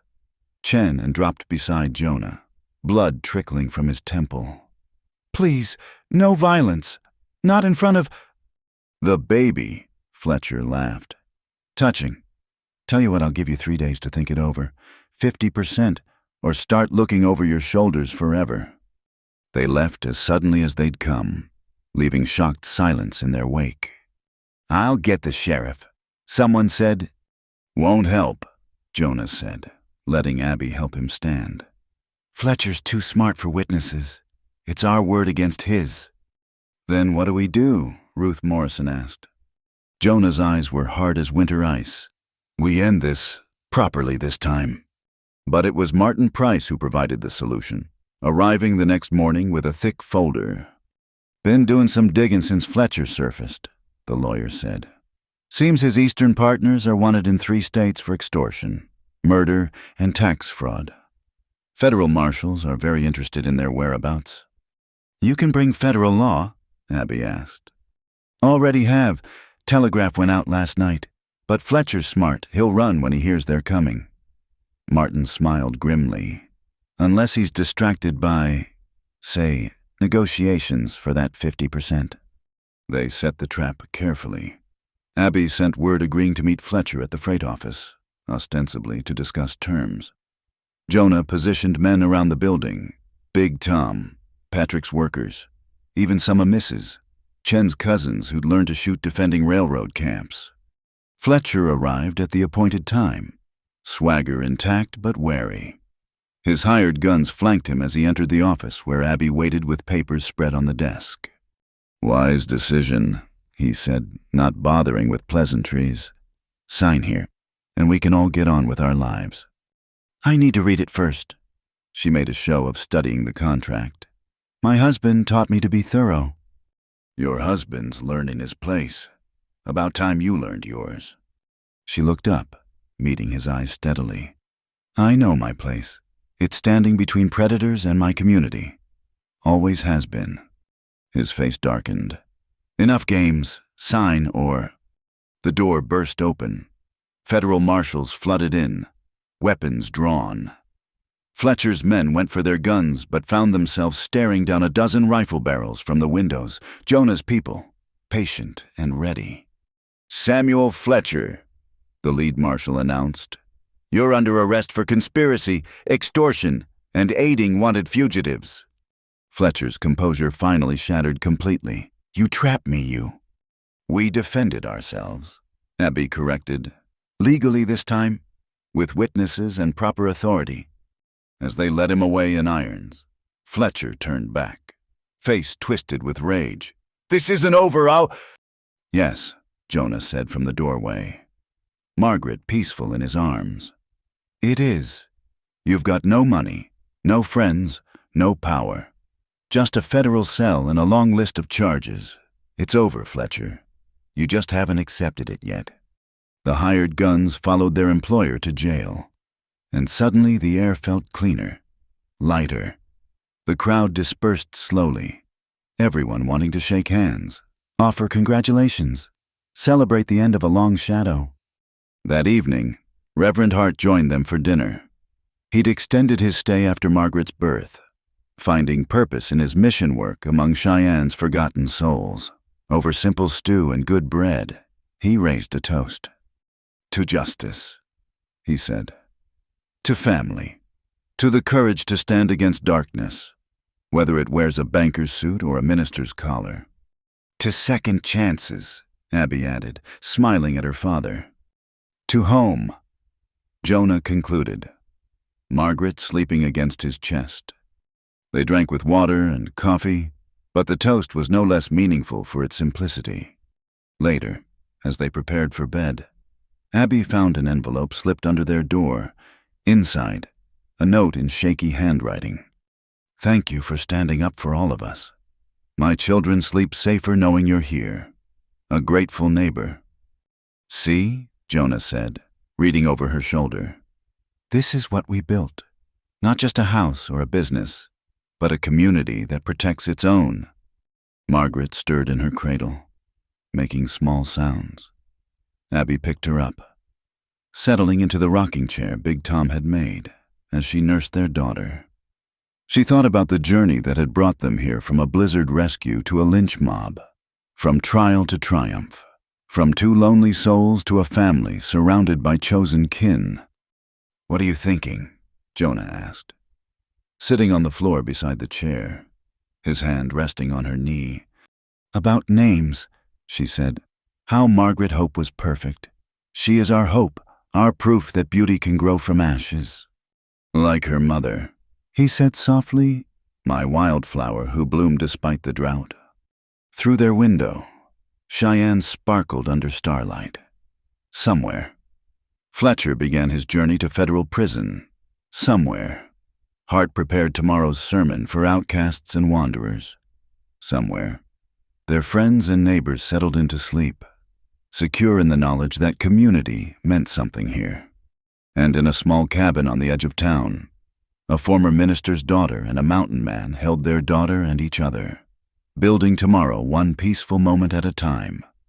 Margaret Hope Cade would grow up knowing she was loved, that she belonged. That courage wasn't the absence of fear, but the determination to stand despite it. She would hear stories of wolves and fires, trials and triumphs, and know that her parents had chosen each other and chosen to stay. It was, Abby thought as sleep finally claimed them all, the greatest gift they could give, a legacy not of wealth or position, but of love that stood firm against every storm. 5 years had passed like water through their fingers, each season adding layers to their life like rings in a tree. Margaret had grown into a spirited child with her mother's determination and her father's quiet strength. Racing barefoot through the meadow behind their new house, the one they'd built by the stream outside Cheyenne, with help from friends who'd become family. Margaret Hope Cade, you come back here this instant, Abby called from the porch, flour dusting her apron. At 28, motherhood had softened her edges while sharpening her instincts. The little girl appeared from behind the chicken coop, dress torn, face smudged with dirt, carrying something carefully in her cupped hands. Mama, look, a baby bird fell from its nest. Jonah emerged from the barn, sawdust in his hair from the cradle he was building. Another child would join them come autumn, and his hands stayed busy crafting furniture with the same care he'd once carved tiny birds. Let's see, he said gently, kneeling beside his daughter. Together they examined the fledgling, Jonah's scarred hands impossibly gentle as he showed Margaret how to hold it safely. This was their life now, teaching moments woven between chores, love expressed in daily actions rather than grand gestures. The freight business thrived under Jonah's leadership and Abby's management. Their home had become a way station for travelers, a place where strangers found welcome and stories were traded like currency. Letter came. Big Tom announced, riding up with the weekly mail. He'd married the boarding house lady he'd been sweet on, settling into domestic life with surprising grace. From your father, Abby. Reverend Hart wrote regularly now, his mission to Cheyenne's outcasts having given him renewed purpose. His letters spoke of small victories, a family reunited, a drunk man finding sobriety, children learning to read in his makeshift school. This letter was different. Abby read it aloud as they gathered for the noon meal. My dear ones, I write with news that stirs both memory and hope. The town council of Dry Willow has asked me to return, not as the man I was, but as the man I've become. They want someone to minister to all souls, white and colored, rich and poor, established and searching. I've accepted, but only if you'll give your blessing. The town that once divided us might yet be healed, if we're brave enough to try. Silence settled over the table. Jonah reached for Abby's hand, reading the conflict in her eyes. It's his choice, she said finally. But our life is here. Is it? Jonah's question surprised her. Patrick's been talking about opening a freight station in Dry Willow. Mining's picked up since the railroad went through. They need someone to manage it. You're considering going back? I'm considering possibilities. He squeezed her hand. We're not who we were. Neither is the town. Maybe it's time to close the circle. Margaret piped up from her seat. Would we live near Grandpa? Perhaps, Abby said carefully. Would you like that? Yes, he tells the best stories, and he's teaching me to read big words. Over the following weeks, they wrestled with the decision. Letters flew between Cheyenne and Dry Willow. Sheriff Coleman, still keeping the peace, wrote of changes, new families arriving, old prejudices slowly dying, a town trying to reinvent itself. Ruth Morrison added her voice. Edward's thinking of retiring. The town needs a doctor who sees patients as people, not social standings. Remember Dr. Jennings, fresh from medical school, full of newfound ideas. He's interested but needs help getting established. The final push came from an unexpected source. Mrs. Chen appeared one evening, a delegation of Chinese families behind her. We hear you might go, she said without preamble. We come to say go with blessing. You taught us to stand tall in America. Now teach others. But the community here, Abby began. We'll continue. You planted seeds. We tend garden now. She pressed a silk pouch into Abby's hands. For journey, for remembering friends. Inside were contributions from dozens of families, not just money, but letters of gratitude. Pressed flowers. Small tokens of lives touched and changed. The decision, when it came, felt inevitable as sunrise. They would return to Dry Willow, not as refugees but as builders. The house by the stream would shelter other travelers. Big Tom knew a family needing exactly such a place. Their furniture, crafted by Jonah's hands, would remain to bless other lives. The journey back was vastly different from their flight years before. This time they traveled in their own wagon, Margaret chattering excitedly between them. This time they carried not just possessions but plans for the freight station, for supporting Dr. Jennings, for building bridges between old residents and new. Dry Willow appeared on the horizon at sunset, church spire catching the light like a beacon. The town had grown, spreading beyond its original boundaries. But the bones remained familiar. A crowd waited at the parsonage, not the mob Abby remembered, but neighbors curious and welcoming. Reverend Hart stood on the porch, no longer the rigid man who'd driven his daughter away, but someone tempered by loss and found again through service. Welcome home, he said simply, embracing them each in turn. The old parsonage had been renovated, expanded to accommodate a growing family. Hart had moved to smaller quarters, insisting the house belonged to the next generation.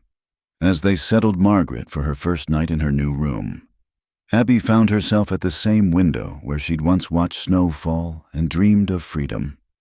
Different view now, Jonah observed, joining her. Indeed it was, where once she'd seen only constraint. Now she saw possibility. The town square hosted a harvest dance where all were welcome. The church doors stood open to anyone seeking comfort.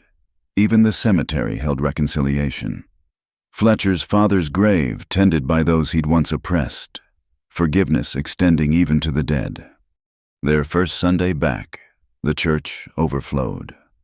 Hart's sermon spoke of prodigal children and communities, of the courage required to change and grow.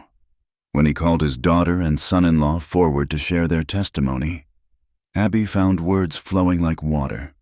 She spoke of bridges built from ashes, of family chosen and blood reconciled.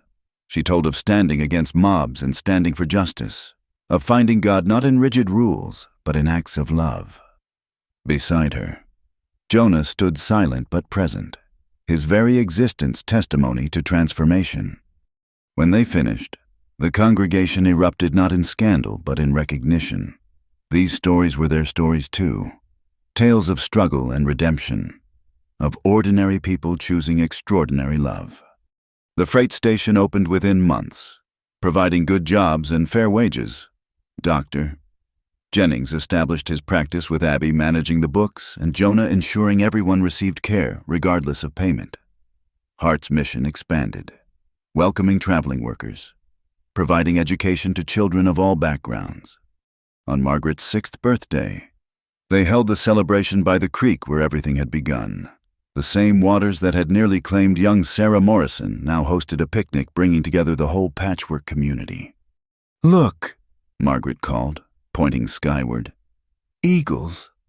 2 birds circled overhead, riding thermals with effortless grace.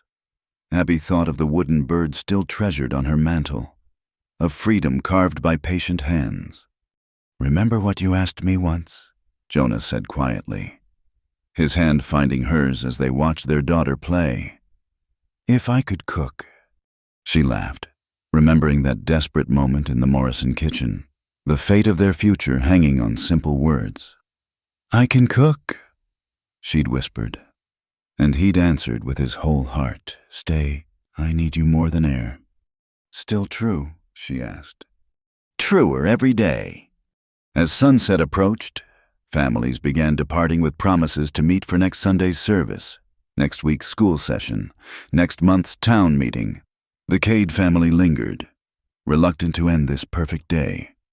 Hart joined them, moving slowly but contentedly.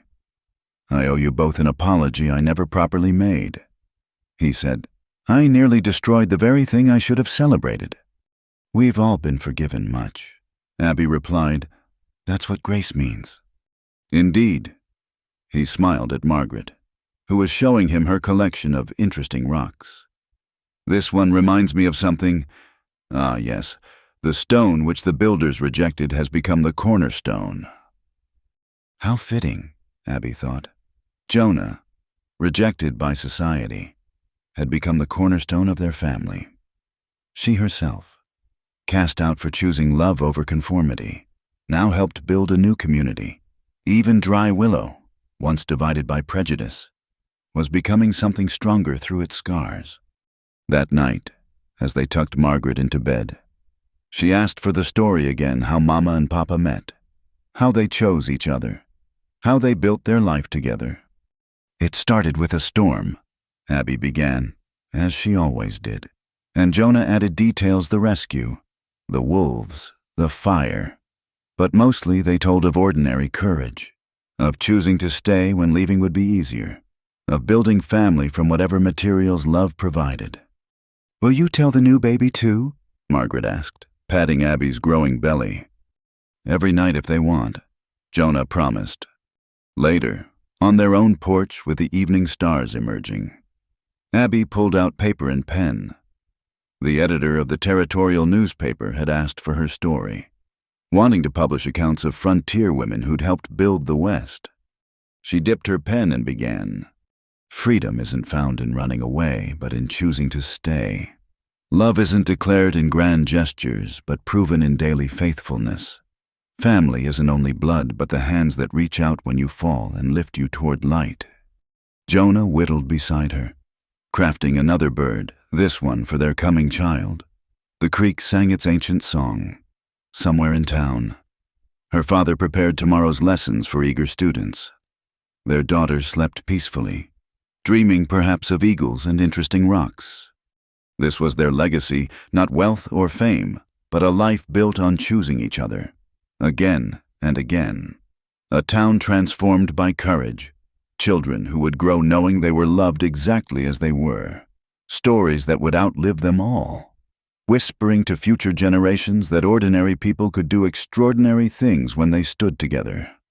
The wooden bird on the mantel caught the lamplight, wings forever spread in flight. But Abby no longer dreamed of escape. She'd found something better than freedom. She'd found home, as she wrote the final words of her article. Jonah set aside his carving to read over her shoulder. "You've captured it," he said softly. "All of it." "Our story's not finished yet," she reminded him. "No," he agreed, kissing her temple. "Best chapters might still be coming." And in the distance, the creek flowed on, carrying their reflection toward tomorrow, two souls who'd found each other in a snowstorm and built a life worth living. One choice at a time, one day at a time, forever and always choosing to stay. Thank you so much for listening to this story of love, courage, and redemption in the Old West. I'd love to hear where you're listening from. Please share in the comments below so we can connect and discuss what this tale meant to you. If you enjoyed Virgin Girl Whispered, I Can Cook, and The Mountain Man Answered, Stay, I Need You More Than Air. Please subscribe to Wild West Night for more authentic frontier romances. Hit that like button and don't forget to press the hype button to help this story reach more listeners who appreciate tales of true love conquering all odds. Until next time, partners.